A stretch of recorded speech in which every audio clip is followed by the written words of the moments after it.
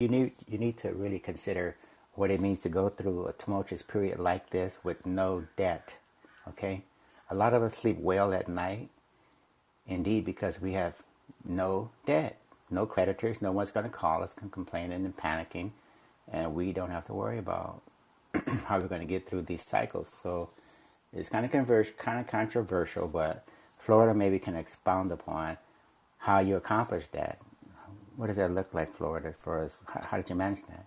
Well, I finally paid off all my student loans years ago. I was already in Bitcoin. That was obviously a opportunity cost, but I fucking hate debt. I hate interest.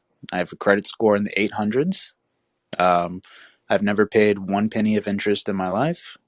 If I borrow money, I fucking pay it back before anybody expects anything from me.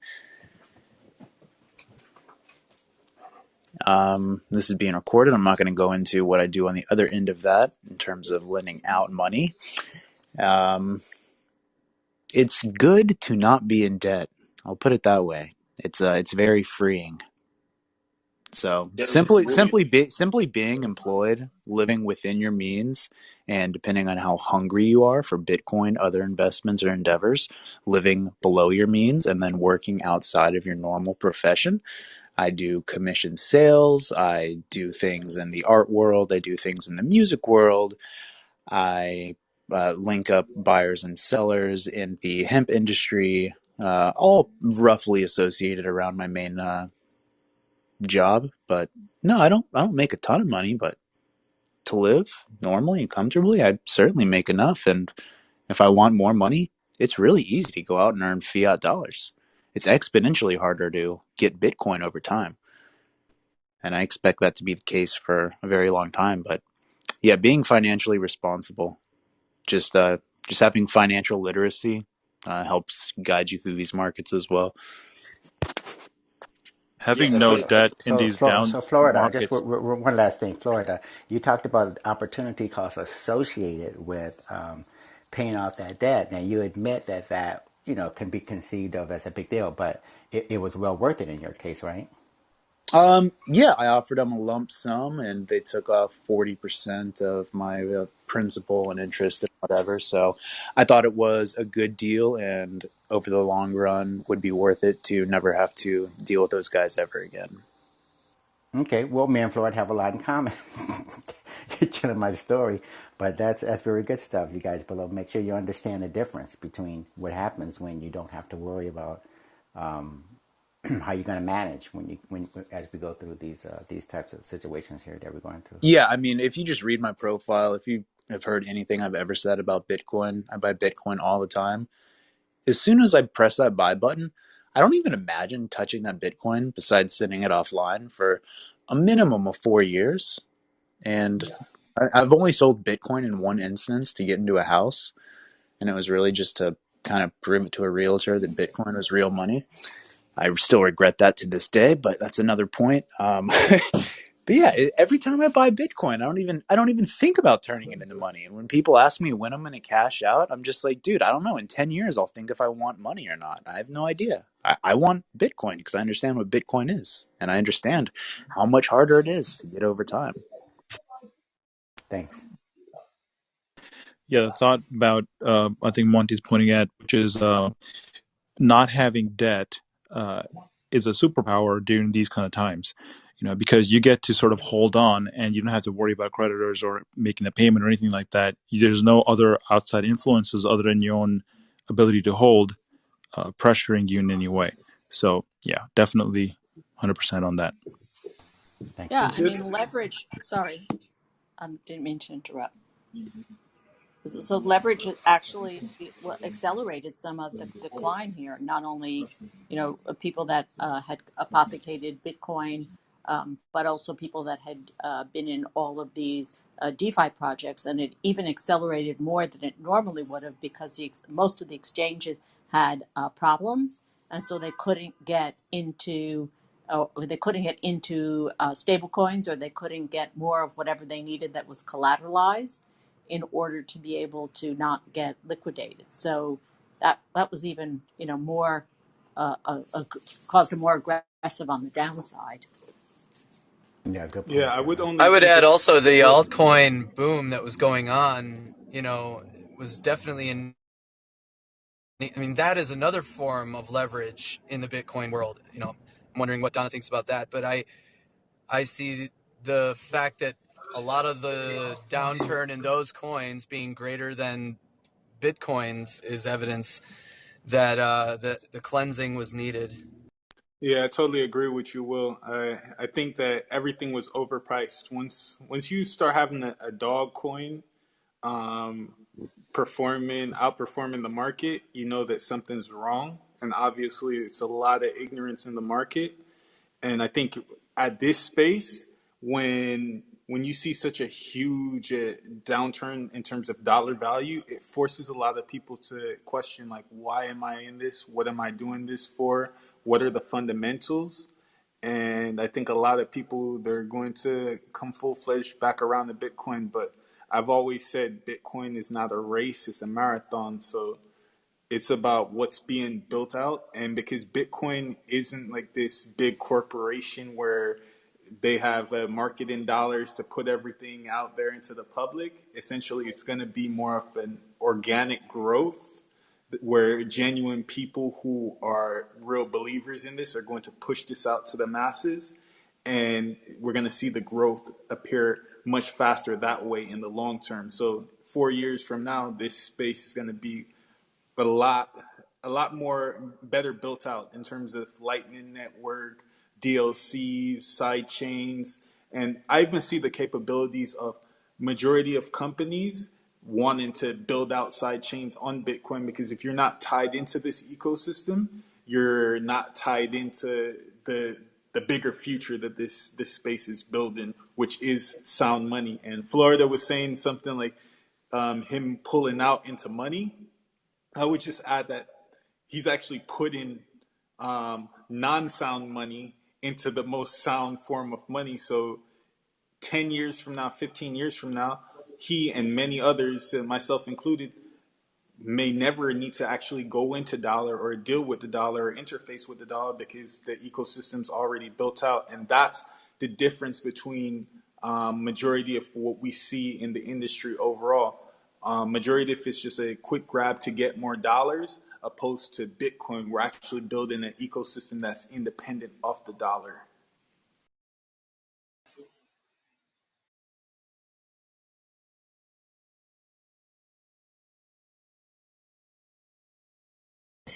These altcoins are top signal usually when you meet. Anyway, I had tons of people coming out of the woodwork telling me that they bought into whatever weird, you know, dog or whatever theme token. And these are people who have never owned Bitcoin and didn't own Bitcoin, but they were buying Doge and Shiba and whatever. And that, I think, is a lesson for everyone in the room to just kind of observe that when you experience that later in your journey, you know, that may indicate a market top or, No, temporary market local top. the top local top was screaming everywhere from all the, like you said, random friends who you've been talking to Bitcoin about for X amount of time, could never fucking care less, and then they're asking you what's up with XRP, etc. The Telegram channels, the scammer increase, Dave Portnoy doing the absolute toppiest thing ever just yesterday or 2 days ago with the whole Totally. Safe Moon video. I mean, that was, I mean, it's Florida's a right. fucking joke. It's a Florida's right. fucking joke. When people in my As life, cool as Bitcoin is, this market was so fucking overheated, and you could just see that with Bitcoin's dominance. Florida's right, because like when people in my life that were like calling me every day, asking me about everything about Bitcoin, like the most basic shit, called me to tell me how stupid I was for not buying Doge, I knew something was up. And like it's it I said this a few times. I'm going to remind everybody again. Like, you are, like, for those in the room who aren't a whole coiner, for those in the room who are just new to Bitcoin, like, I know you're probably not, like, this is probably not the market entry point for you for psychological and sleep reasons. But this is, like, if you were looking at this just a month ago and you were like, oh my God, for the average American who's working paycheck to paycheck, who most of their net worth is tied up in their home, et cetera, like, being a whole coiner on this network just became so much more feasible. And like for me, like that's an exciting time. Like I remember feeling this in 2017, where like I felt like there was an elephant on my chest. Like wasn't sure how to move forward. Like literally couldn't focus on a day's work. And like today is one of the most exciting days that I've had in a long time externally, without like some like like family event or something really meaningful. Like just outward external motivators or outward external factors. This is one of the happiest days I've had in a while. Like probably since March of last year. John, that's such a good Me too. point because I felt the same way yesterday, and today I'm just kind of excited to buy more and more. And I'm actually running out of money, and I have to move money around to buy more. But yeah, you have to really kind of think about it in those terms, reprogram your mind a bit to not see downward prices as a signal of some kind to sell or something like that. And it happens over time when you kind of get through this. And also the point about people buying other altcoins or whatnot. Like I had a friend who said he bought something called like Starter Fire or Bonfire or something like that, and he held on, and some big whale like dumped like thousands of coins, and he's losing a ton of money, and he's gonna just quote hold it till it goes back up. So there's a lot of learning that's happening in this space right now, and that's probably good for Bitcoin overall because people are gonna get kind of disillusioned by these altcoins they've been holding, and it's time to sort of relearn a bit about what crypto is and what Bitcoin is and all that. Well, if the lessons of 2017 are true, absolutely. There'll be some people that learn their lessons, that speculated in the altcoin market, probably bought some Bitcoin, but like, yo, how about this V chain? Got absolutely crushed. Are going to learn their lessons and will be more hardened hodlers for sure. And then there's going to be a bunch of people that are going to be butthurt because they bought, I don't know, SafeMoon or Shiba, and, Vitalik dumped on them, and, quote unquote, gag word crypto, they'll never get near again. And that's all fine too, right? Like, all of these things are totally fine. Like, what you have to understand is, like, in a market like this, without like classic, like if this was a classic, equity, if this was, the S&P 500, there would have just been a trigger. Like there would have been, a circuit breaker that wouldn't have allowed for you to be able to buy Bitcoin at 30 or 29,000 or whatever the hell it hit low. And like that is going to be one of the things you look back on 5 years from now and be like, oh my God, like what an awesome buy. I'm so glad I was liquid at that moment. I'm so glad I was able to buy. Like I brought this analogy up earlier in 2017, and Lynn Alden tweeted about this. Joe and I were talking about this earlier. Like when we hit 3,000 and then it like crashed back down to like 1,500, like 1,200, whatever it was. Like those are some of the buys that I am like, I don't want to use the word most proud of, but like looking back on, those are some of the best buys I had made. And like, it feels like the last time I felt like this was then. And I really still like I almost am like, oh my God, I never thought I would be able to see a 3 in that number again in terms of US dollar denomination. It's like, dude, I literally was like, good morning to my neighbor who sucked. Like I wanted to high five everybody at the gym today. Like I'm like on cloud nine right now. I hope the That's such rest of you guys can see that too. that's such a good point about the circuit breakers because stocks do this too. It's just that we have all sorts of systems in place to not to kind of stop it from happening in a kind of visual way, right? You can stop the price from tanking. Also, Fed can print money, so it can just artificially pump up the prices. So it's Bitcoin's different because we don't have all those things around it to sort of hold Step up the further price or too, pump though. up The the media price. gets clicks with Bitcoin news, right? The media doesn't get clicks when, like, I don't know, like Microsoft. I mean, maybe Microsoft or Apple or some of the FANG stocks, sure, but like there are very few assets where, like, if there is a significant, retracement, that like you get more clicks. And Bitcoin has just got a lot of mind share, and cryptocurrency's got a lot of mind share, and so the media embellishes a lot of this shit too, and like they're gonna like hype the FUD cycle, like they're going to compound it, the ban FUD, the energy FUD, all of it gets dumped. And they're going to get the clicks that they know they're going to get with the cute headlines that mostly are bullshit. I think, For those John, of you who have been through multiple altcoin seasons, what do you expect altcoins to do from here? well, I Do they actually think bounce back? I think the altcoins are actually still too overpriced. So it may sound bearish, but I think we need to go a little bit lower To just Yeah, zero. to Doge is still worth $40 billion. So yeah, yeah. it's overpriced. What you'll probably see, if looking at previous cycles, is that in these times, Bitcoin becomes the reserve currency, and so you'll see a slow transfer over to Bitcoin, and Bitcoin will gain total market share. That said, that in my opinion at least, and probably a lot of people here see that will very likely continue the bull cycle later in the year, at which point people will do the same, make some dumb mistakes with alts as well. You'll see that change a little bit, and then once we hit the actual top for Bitcoin, then you'll see the market cap for Bitcoin go up as it steals from the altcoins, and eventually the altcoins will all be fizzled down to very, very little, and Bitcoin will have probably around the 70% or plus or minus market share that it had before. So you can actually just go and look at a chart of just do a Google search of Bitcoin market share, and you can kind of see this trend play out over time. But I think it needs to hurt a little bit. Like the altcoins need to have a squeeze, and the only way that I see that happening is if Bitcoin just like hits not all time low, but like low enough for everyone to be like, why am I in these altcoins? What's the Oh, it's fundamental? happening right now. They're down 30%, 40%. Like it's Yeah, happening right this minute. but you just said it, John. Like you've got Dogecoin still at 50 billion. Oh yeah, there's still more pain, but I'm saying it's we're watching it happen right now. I mean, this is, these because there's a lot of guys like we've talked about this. I don't know how many times in this room, right? Like there are people that are in the altcoin game that don't know that they're the sucker, but there's plenty of people there that are absolute Bitcoin. They're playing the game to get more Bitcoin. And when they get scared and realize they got to run back to a hard asset, like that's part of what'll happen as well. I agree. Like that'll be part of what drives some of this consolidation is like there's just a bunch of fucking really shitty, immoral actors, call them what you will. I'll make my judgment, that are sitting there dumping on, more unsuspecting retail investors. And it's all good. And they know it. And now it's their time to go back to safety.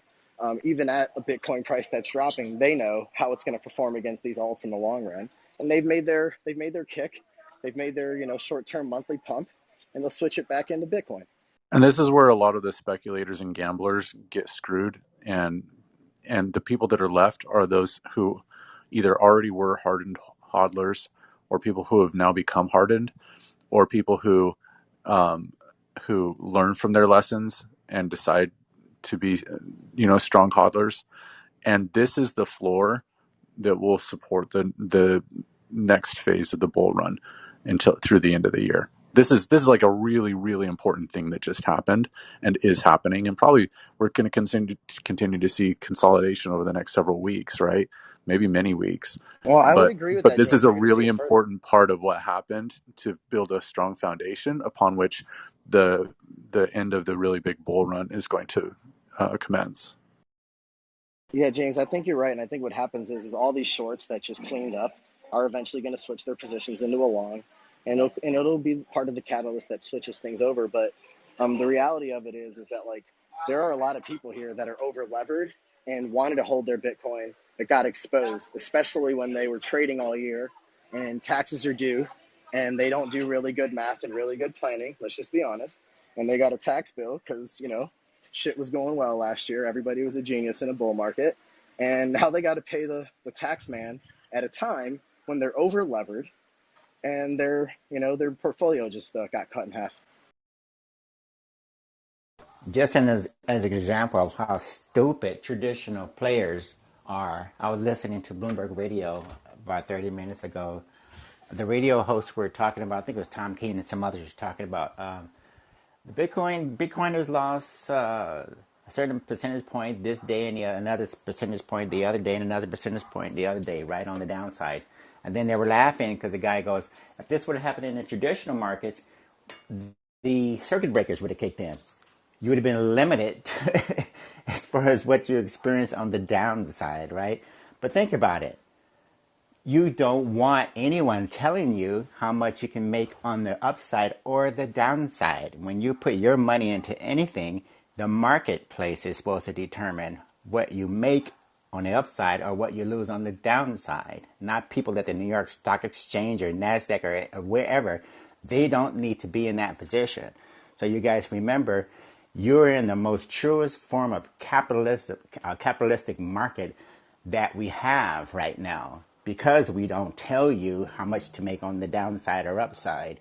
So let's be clear. Pat yourself on the back. You've made the most important decision of your life. You're in this space here. And now you will be rewarded. In the words of Trace Mayer a long time ago, he talked about when you make a good bet on with Bitcoin, it's a bet with money. Okay, winners will be rewarded, losers will be punished. So you guys pat yourself on the back. You made the most important decision already. So just hang in there. Yeah, there are no circuit breakers in Bitcoin, but there definitely are exchange outages, which you can think of sometimes as a kind of circuit breaker, maybe. If I have my Coinbase own Pro is wallet, still that's down, not. by the way. If I have my own wallet, though, I'm not impacted, right? Hey, Monty, last I checked, one Satoshi is still one Satoshi, so that CNBC guy should actually change his view on how to measure this. For Bitcoiners, they don't overtly think in dollars. You have to think in sats, stack the sats, and those sats stay the same if you're not planning to sell. They'll stay the same 10 years from now. That's the thing. I have no freaking idea what my account value in dollars was, what my Bitcoin was worth in dollars 2 months ago, a month ago. And I don't know what it was yesterday, and I don't know what it is today. I really don't care. I only care to Right. know how much Bitcoin I have. That's it. But you know how balanced your lightning channels are, right, Rajwender? I've been kind of lagging on that. Slacking, I know, I saw.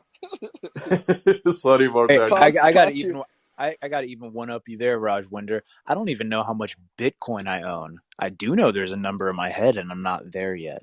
So I'm fucking a ferocious wolf until I'll find that one day. Right, What's and that then number? talking What's of that? What's Lightning Channel, hey, talking of Lightning Channel, guess what, guys? This is the right time to feed your Lightning channels and the node with Satoshis. You can get 26,000 Satoshis for 10 bucks, okay? And they will be yours. So, if you're playing with the nodes and you are learning the nodes, this is the right time to actually feed that damn node. Can someone in the like Bitcoin meme sphere do like a buy one get one like like cheesy window kind of like sign, but make it Bitcoin and post that shit everywhere? RD or somebody.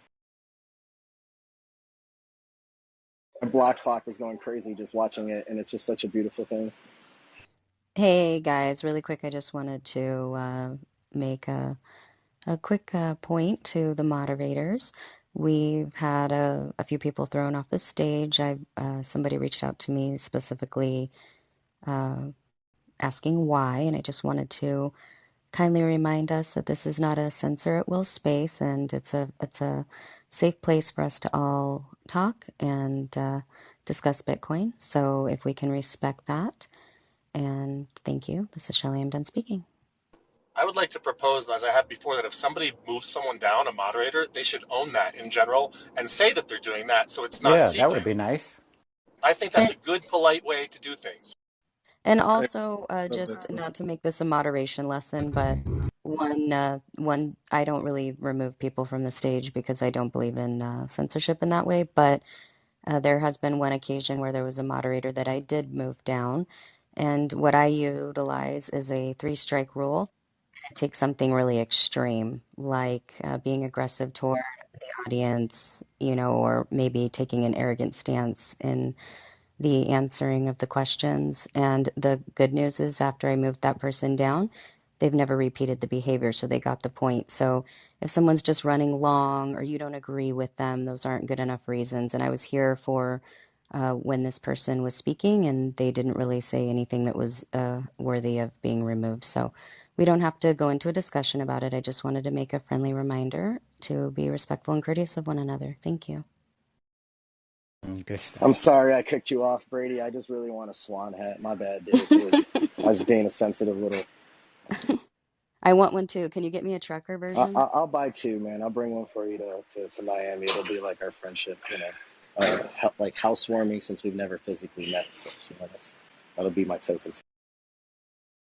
These are great points, Shelley. Thank you. Absolutely.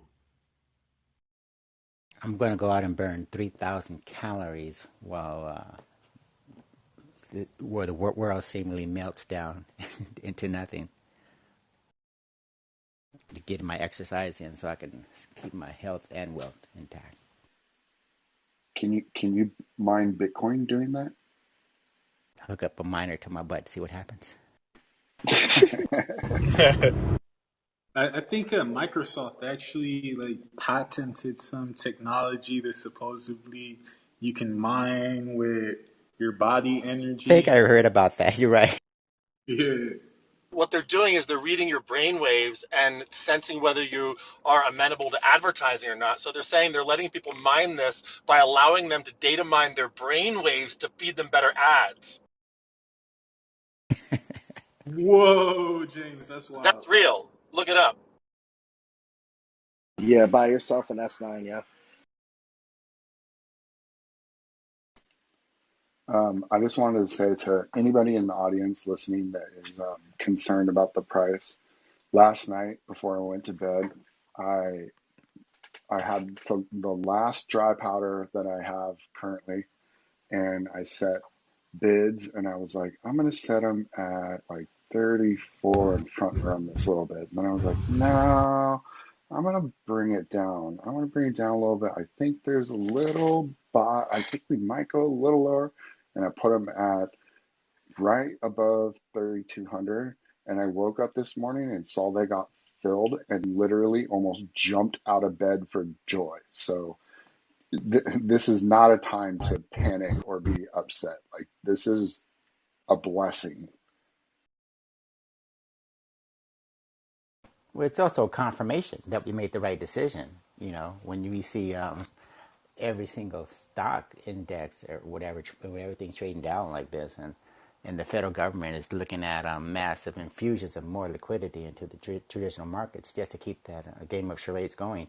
I think that really is testimony to how we made the correct move and we were front running everyone else. So yeah, good stuff. Yeah, I think it's a good time to reflect on, what Bitcoin was born out of, which was an unfair financial system and, you know, uh, an alternative financial system with much different principles and much different characteristics. It can be just a nice little addition to your retirement portfolio. It can be a very volatile, nice little addition to your retirement portfolio, but don't forget, this was born to be an alternate financial system from the powers that be. It could be unpleasant at times. There are entrenched powers who may not like it. But if you bought Bitcoin, that's the game you're in. And it might be a good time to think about if you want to be in that game. And if you do want to think about the consequences of the current system and how Bitcoin fixes them and the benefits of Bitcoin over an existing system that just rewards those who are closest to the money printer.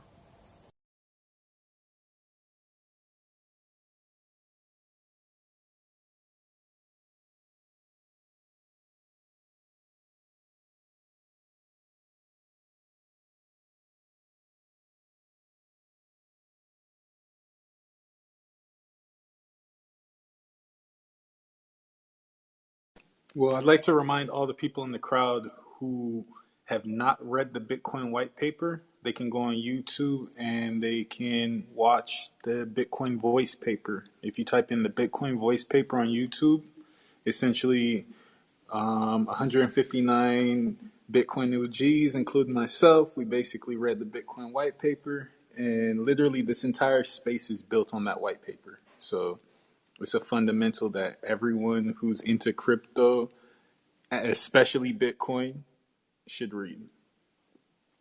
And Oflo made a very good reference to this ecosystem, and maybe he can elaborate on it. But you guys remember, new people particularly, as this ecosystem grows and grows and grows, you won't have to leave it. You'll literally deal with merchants and experts and professionals, whether they be CPAs, lawyers, accountants, bookkeepers, etc., and you will put money into this ecosystem, and it'll be drained from the other system. So that's kind of like a double blow to the outside traditional space, because we taking money from one ecosystem, put it into this one here, and for all intents and purposes, it's going to be trapped in there. So we're going to grow from the inside out. Can you elaborate on what you were talking about, Outflow, as far as the our alternate ecosystem that we have? Yeah, if you don't so mind. yeah, specifically we have the Lightning Network, but we it goes back to the Bitcoin white paper. If you read the Bitcoin white paper, basically Satoshi was creating peer-to-peer cash. Now, with the Lightning Network is the answer to that question of peer-to-peer cash, and essentially it gives you instantaneous, super fast transactions. But what's being built behind the scenes is essentially, and it's not behind the scenes, it's all public information, but you've got to dig, is essentially programmability on top of Lightning. So not only do you have super fast instantaneous transactions, also you can create assets. And within our ecosystem, we have side chains, and side chains essentially give programmability, more programmability to Bitcoin. So we have side chains like Liquid, where you can mint your own tokens. There is a privacy layer on it, so essentially no one knows your transactions. And then you have another side chain which adds the ability to have Turing complete smart contracts. So essentially, the whole entire ecosystem of Ethereum, the greatest projects that you consider on there, essentially can be ported over to Bitcoin on the side chain with 10 times the security and speed. And overall, more companies, they're going to be looking to see how they can program themselves into Bitcoin, because all the wealth that is locked into Bitcoin and all the people who are just hodling it, essentially most hodlers have a long-term perspective, and they're thinking of the ecosystem in terms of savings. So when you're looking at Bitcoin like that, you also want to make sure that the ecosystem that of whatever you might spend your Bitcoin on is secure. And if it you build something in the Bitcoin ecosystem that is truly offering value, Bitcoiners really value that, and you can, make some sats with Bitcoiners, and even building yields with things like Join Market or what's the other one, the Lightning pools. So there's a lot going on in the ecosystem, and I tell all my friends, all my family, all the people who are interested in this space, just to master Bitcoin, because once you master Bitcoin and you understand the fundamentals of it, you understand the entire space, and you won't be distracted by the next new project that comes along. And the thing is, everyone's printing tokens because this is one of the easiest times to print free money and reward yourself with it. But Bitcoin is not that. Bitcoin didn't have a pre-mine. Bitcoin wasn't printed out of thin air. Literally, it takes hard energy to create Bitcoin.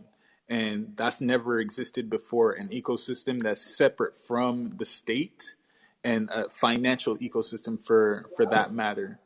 And the decentralized nature of Bitcoin, we've never had decentralized money that's borderless. So the thing is, what's happening is people are just catching up to that knowledge. And in the past, it was actually more difficult to get into Bitcoin. Like, you actually had to have some understanding of command line. Like, I remember looking back at Bitcoin in 2010 and that time period, and I'm like, yo, this is kind of complicated. Like, the wallet ecosystem wasn't the same, but now the ecosystem is more robust, so it's that much easier to get in. And with time, it's only going to become easier. But the thing is, the easier that it becomes, the less the opportunity, it's not the same, the opportunity. So you've got to look at Bitcoin like you're actually building something, and looking at it from the building role. What's the value you're bringing to Bitcoin? So I always tell people, download Blue Wallet, get some Satoshis, share them with your friends, get people into this space, get people accustomed to the transaction layer of Bitcoin, because when you know that, you also know the value of holding it. Oflo, Well said. Thanks. Thank you. Oflo made a really good point about people printing tokens, printing money. Everything that's happening in this so-called DeFi thing, it is software utility. It is really just the whole functionality is software. It's not a monetary network. It is just the traditional fiat on a different software. There is some smart contracts. You can have a centralized blockchain, all of those things. But in the end, software is cheap. Okay, the functionality will be replicated by competitors. and the token prices are not gonna be sustainable. You actually don't even need tokens to do this software stuff. So there is no value in attaching token to these things, but it is just a function of the time that we are in when things are transitioning from the traditional system towards a more smart contract based system. But that's all there is. There is really no monetary value to those tokens. Roger Good point. Vidor, I think we're on the same page about, and Oflo too, about why we're more excited about the Lightning Network. And that is what I see the Lightning Network bringing to the world is instantaneously settled streaming micropayments. And what that means, I mean, deal settlement is, T plus three, T plus two in the stock market. And even when you're a data. James, you broke up there. Yeah, Oh, I can't hear you. I'll move. Yeah. So to clarify, Bitcoin is providing us with a sound money network. It is not just software contracts. Anyone can write software products. The good ones will win. There will be some, charges for using smart contracts, but that's really not that different from using Microsoft Office or for other business software. This is not the financial network. This is just software that makes traditional financial things happen in a more automated way. That's it. Cool. Hey, I'm back. I think you can hear me now. The thing I was saying is that what I'm most excited about with Lightning, for example, as a major use case I think is about to hit the world, is we're laying this infrastructure that's going to allow for instantaneously settled streaming micropayments. And I think if you look at settlement and how big a deal that is in the world, for example, if you're a data feed provider right now, you have to establish like net 30.